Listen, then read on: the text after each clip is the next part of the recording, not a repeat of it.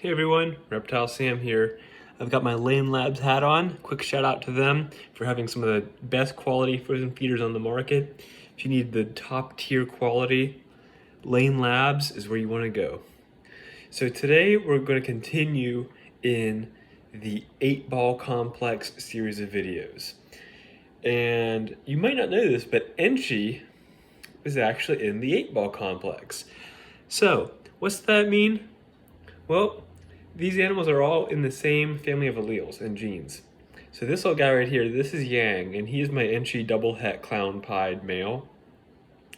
And he is only a few months old, and he's an absolutely beautiful guy. I got him from Focus on the Ball Pythons. And you can see Enchi is a beautiful morph. Now it's named after the region where it was first imported 30 plus years ago. And Enchi really stretches out the alien heads and gets rid of the spots in the middle of them. So Enchi is a very identifiable and common morph, and there's a reason for it. It's beautiful. And super Enchis, we'll show you some of those when we get into our video on Morph Market today. But this is an Enchi. An Enchi goes well with a lot of different genes. So this is Yang, and I'm about to show you what Enchi with a bunch of other morphs can do, including Super Enchi, Black Pastel, and Cinnamon, so as we get more into the next video in our 8-ball complex video. Let's do it. Okay, so let's start with the Enchi. So this is an older morph, it's over 20 years old now, and as I showed you with Yang, they have really pretty copper coloring, usually a bit more coppery than your normal might have, and just a bit different in coloring than a cinnamon, and not quite the same as a black pastel, a bit lighter than a black pastel, but still all in the same complex. So, and here you can see some of the other related ones. In the last video in this series, we're going to cover HRA, het red xanthic. And so here's some of the cool combos that you can make with an Enchi and that Enchis can be part of. So I'm going to go over a few of these and some additional ones I'm really excited to show you guys.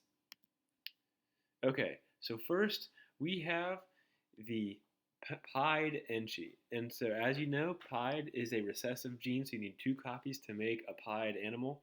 Yang and Yin both carry pied, so hopefully I'll be making some of these when they are both breeding age. So pied goes really cool with Enchi because you usually get a low to medium expression pied. Certain genes you'll get a very high pied, and so certain genes you'll get very low pied. Low white, I should say, or high white. Here's a bit of a lower white pied right here on this bottom right. They have a bit more of a medium white pied right here in this middle right, or on the far right now, and in the middle. And sometimes you do get some low whites. So these are some really cool. I really like how Enchi interacts with the pied gene.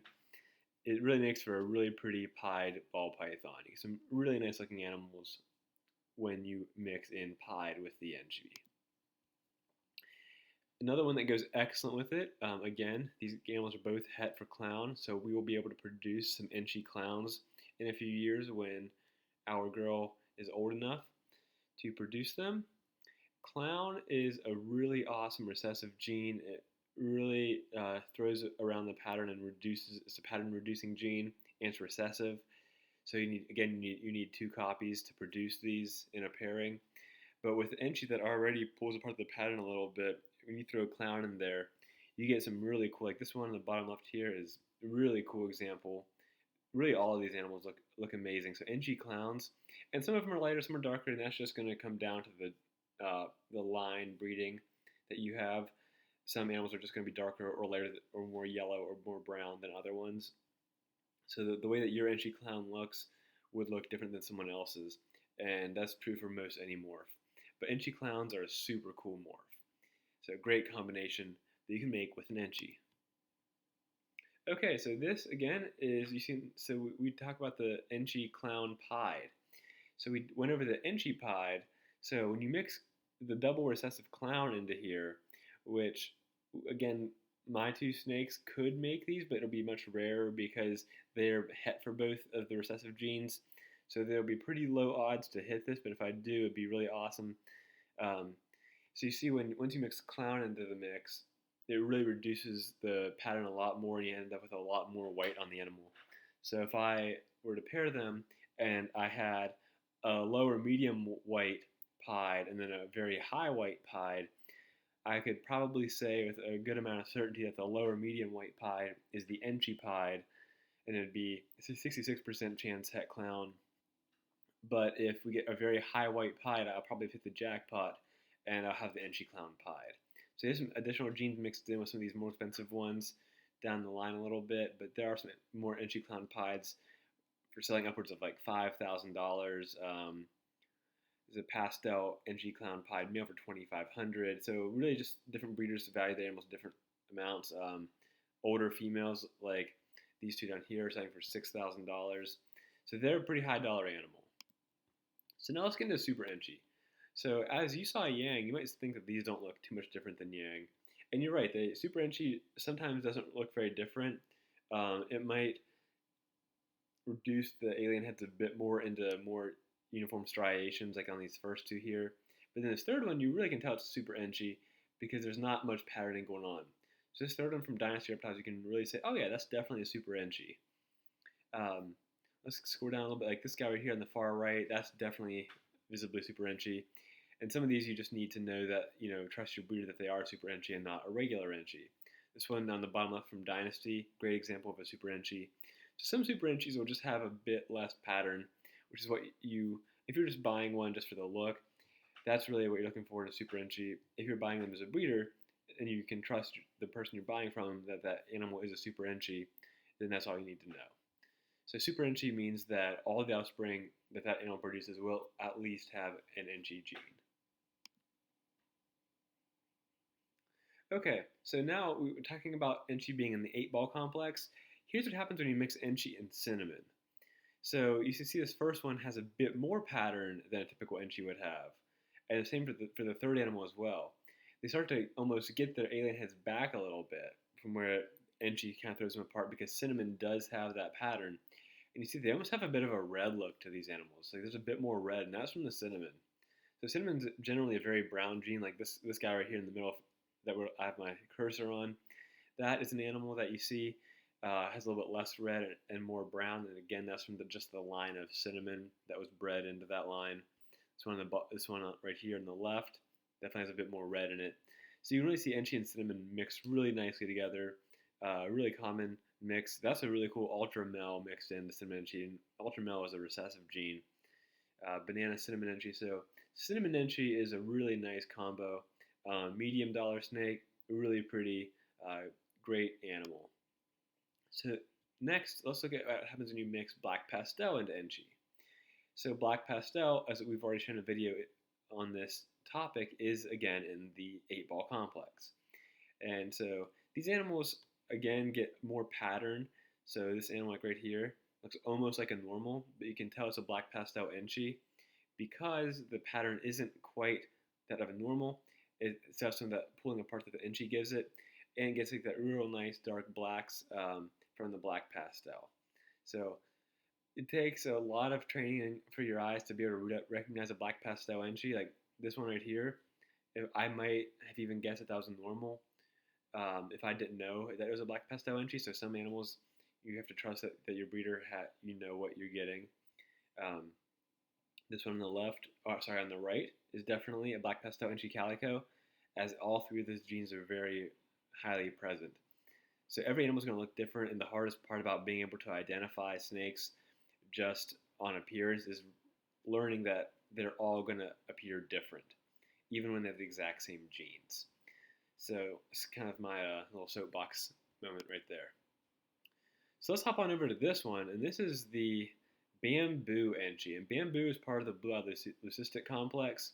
It's a really neat, like light brown morph, but when you mix it with Enchi, you get some really cool looking animals. So I don't have any bamboos right now. If I do, it'd probably be a male to pair with Penny, so we could get some blue-eyed leucistics of our own. But bamboo is a really cool gene. It's one of the more expensive single gene morphs in the blue-eyed leucistic complex. It's just because it's more unique, I think, than some of the other ones. But when you pair it with Enchi, you get some really neat animals. Like, look, I think all these are very cool. So it really messes with the pattern, the color. Bamboo kind of takes over this morph, which is really interesting to see how bamboo interacts with Enchi compared to some of the other genes that are really closely related to Enchi in the 8-ball complex. So bamboo, being in a different complex, really kind of takes over the Enchi, and it's a really neat appearance that you get from a bamboo Enchi. So really, really cool looking animal. Something that would be really cool for anyone to get into. A nice project for anybody. Okay, so this one is going to be the hidden gene one with pastel Enchi yellow belly, which is called the Enchiferno. So these are just some more animals. It's kind of crazy. It almost just looks like a jigsaw, which is a pinstripe Mojave, but it's not. It's got a lot more genes going on in here. So you can, especially in this middle one right here from Dragonborn right here in this middle, you can definitely tell there's Enchi present. This one right here, you can definitely see the Enchi influence on it. So you can really see where the Enchi is influencing the pattern here. But once you get into 4 or 5 gene animals, it starts to really get hard to tell what's in it just by looking at it. So you've got to kind of pick out each individual gene as you see it pop up. So the only way to really start to be able to identify these is just by studying them and really learning what each gene has in it. Okay, so pastel Enchi cinnamon is what's called a frostbite, and that's this one right here in the top middle.